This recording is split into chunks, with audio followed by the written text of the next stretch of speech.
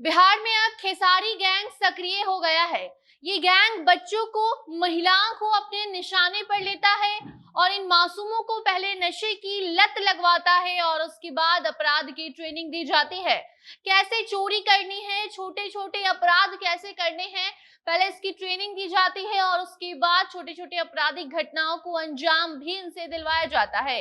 और उसके बाद पटना का ये खेसारी गैंग बच्चों को अपराध की दुनिया में धकेल देता है।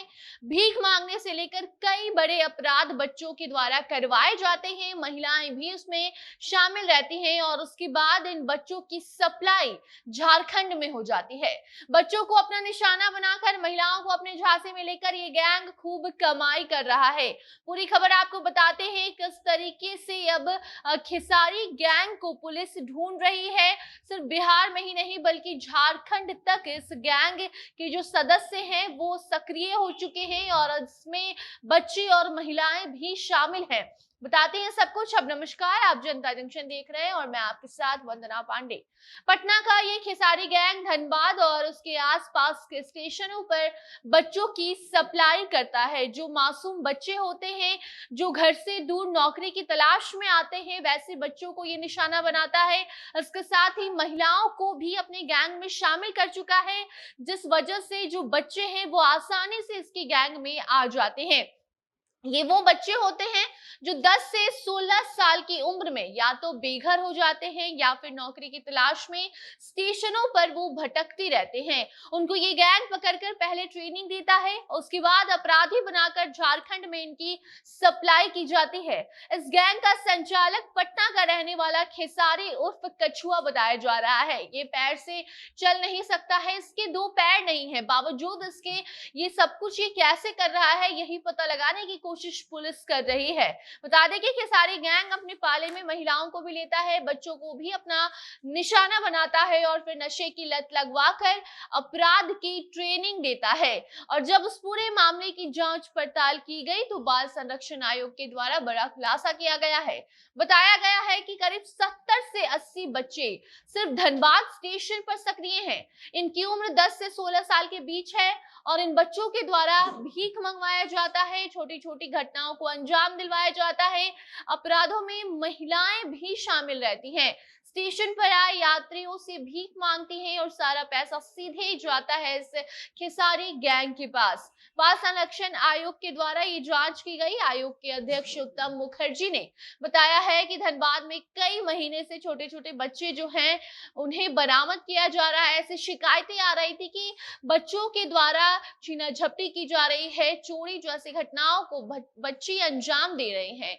इसके बाद अब इस मामले में जब जांच की गई तो कई बच्चे बरामद हुए जो भी आपराधिक मामलों में पकड़े गए थे। उनसे जब पूछताछ की गई तो पता चला कि जितने भी बच्चे हैं वो सभी एक ही गैंग के लिए काम करते हैं। एक व्यक्ति है जो पूरा ये गैंग बनाकर रखा है और उसमें ये बच्चा, ये महिलाएं सब लोग शामिल हैं और उस व्यक्ति का नाम है खेसारी उर्फ कछुआ। पटना का रहने वाला है ये। यहाँ से बच्चों की सप्लाई, महिलाओं की सप्लाई किया करता है और सिर्फ धनबाद में ही नहीं बल्कि बिहार की अगर हम बात करें तो पटना स्टेशन से बच्चों को उठाकर ये गया और गया के आसपास के स्टेशनों पर भी बच्चों की सप्लाई करता है और वहां जो बच्चे हैं वो भीख मांगकर जो पैसे इकट्ठा करते हैं वो पैसे सीधे इस गैंग के पास जाते हैं।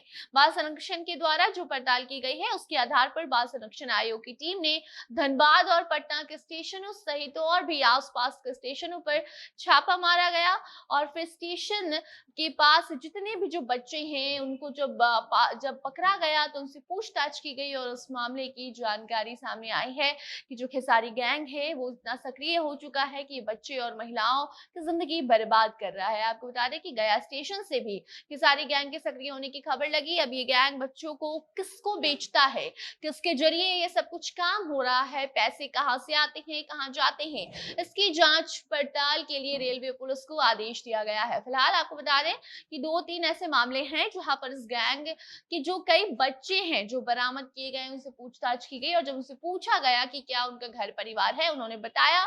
उसके बाद उन्हें घर भेज दिया गया है। 2 से 3 बच्चों की घर वापसी कराई गई है।